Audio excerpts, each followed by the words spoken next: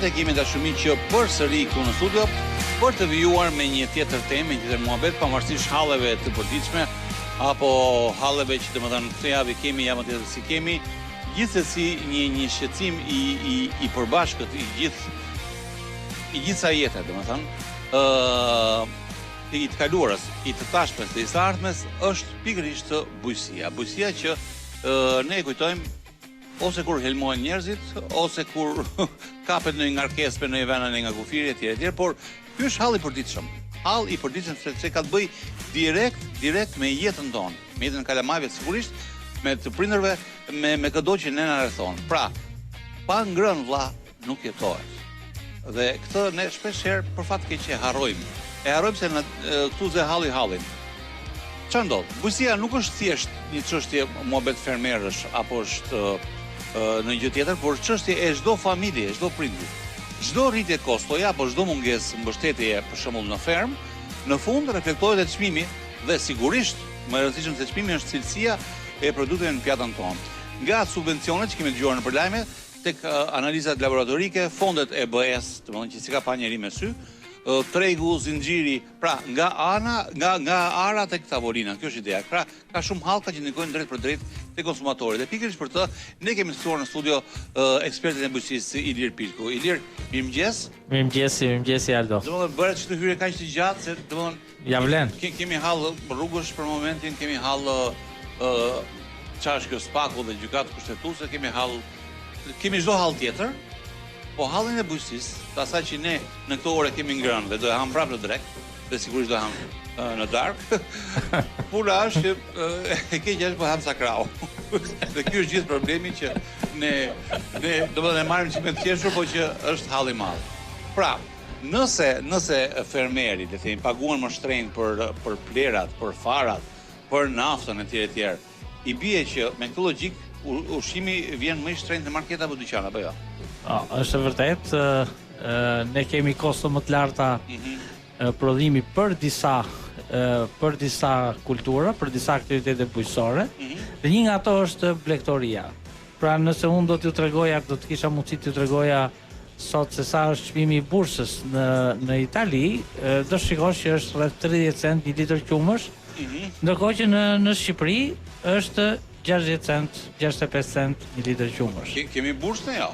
Ne kemi folë një 15 vjetë, Aldo, që bursa, po... Do harrohet për 15 minuta më bursa, po? Unë them 15 vjetë dhe unë shive si e shof. Po, bravo. Tu çdo 15 minuta? Pa, ke një ministër të ri. Jo, s'është puna ministër, ndodh një hall tjetër që një vëmendje nga kjo, nga halli i përditshëm, më kupton? Patjetër. Pra, ajo që do të thoja në vijim të pyetjes suaj, është që integrimi evropian do na vendosi në kushte të pabarabarta. Të pabarabarta në thojza sepse ka lidhje me konkurshmërinë. Pra, ne që po rendin dhe po nxitojmë me ngut të madh. Ngut nuk është i madh se botëri dhe kusur vjet, po domethënë të hymë në BE. Okej, do gëzojmë se hymë, do festojmë ja 2 javë, 3 javë, pastaj çfarë ndodh? Shiko, pastaj neve do konsumojmë produkte të cilat do vinë nga importi.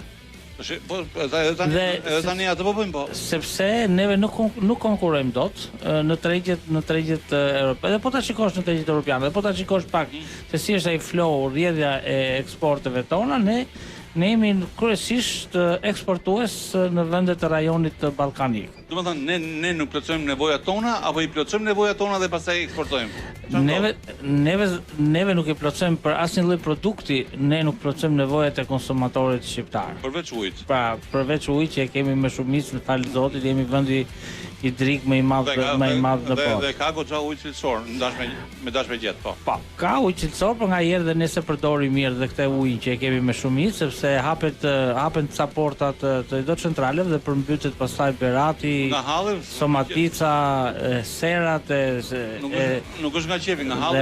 Po, edhe kjo është nga halli, nga menaxhimi i mirë në thojza. Ne po të hym, nëse hym në BE.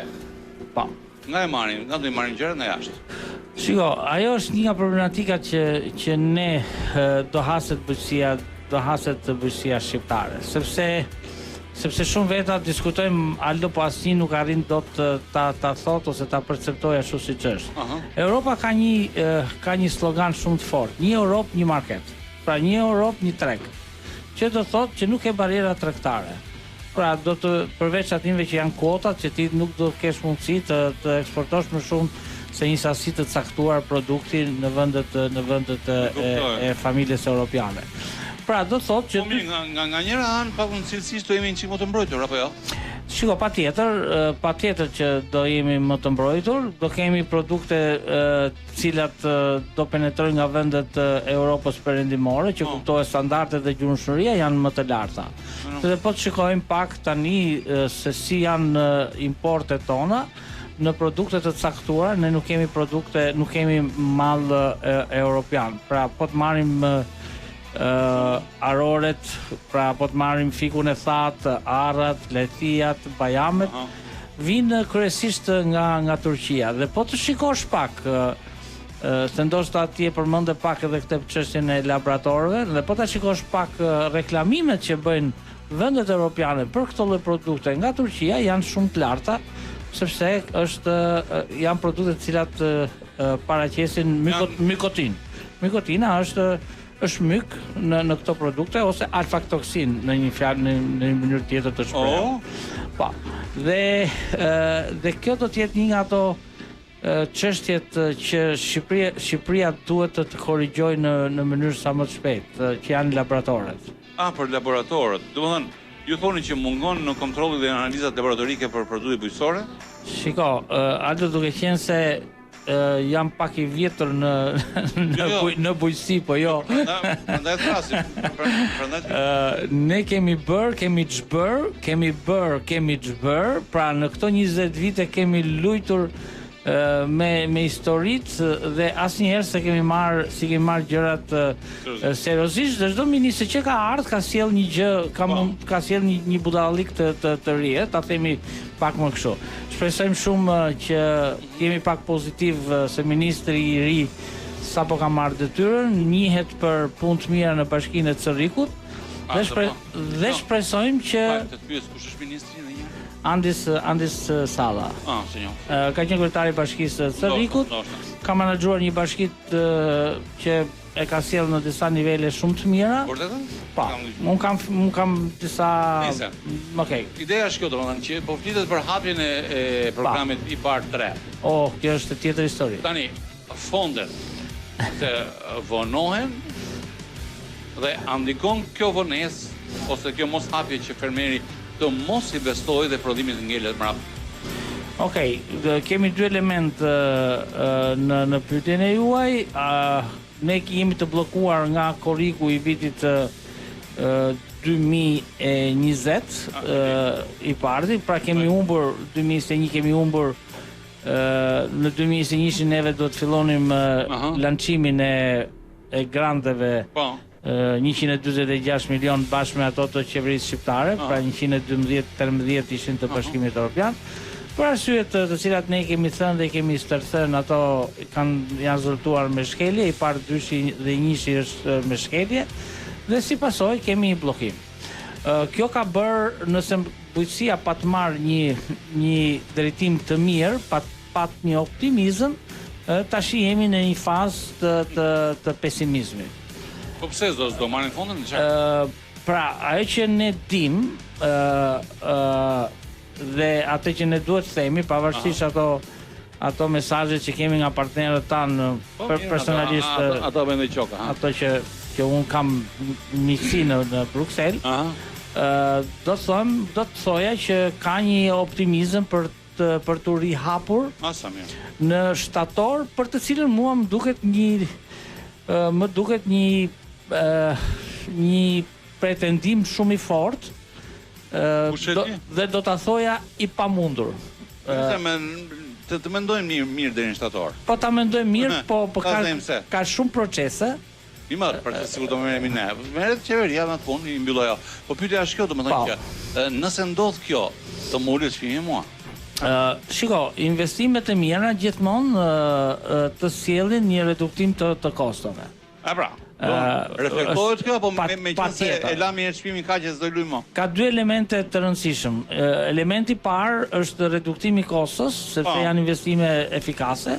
E dyta ka dhe një përmirësim të cilësisë dhe të standardit. Po mirë. Pra do thotë që ti do prodhosh më mirë, do prodhosh më lirë, dhe do rrisish konkurrencën për eksporte, po jo vetëm eksporte, por ne duhet mendojmë edhe për tregun vendas, për ushqimin tonë, se përmendë shumë fort dhe shumë mirë për ushqimin tonë të përditshëm. Jo, e qartë që ideja është nëse merren subvencione, i bie që produktet tona të jenë më konkurruese apo çfarë? Patjetër që do të jenë shumë konkurruese, sepse një nga elementët të këtyre investimeve është dhe plotësimi i standardeve të Bashkimit Evropian.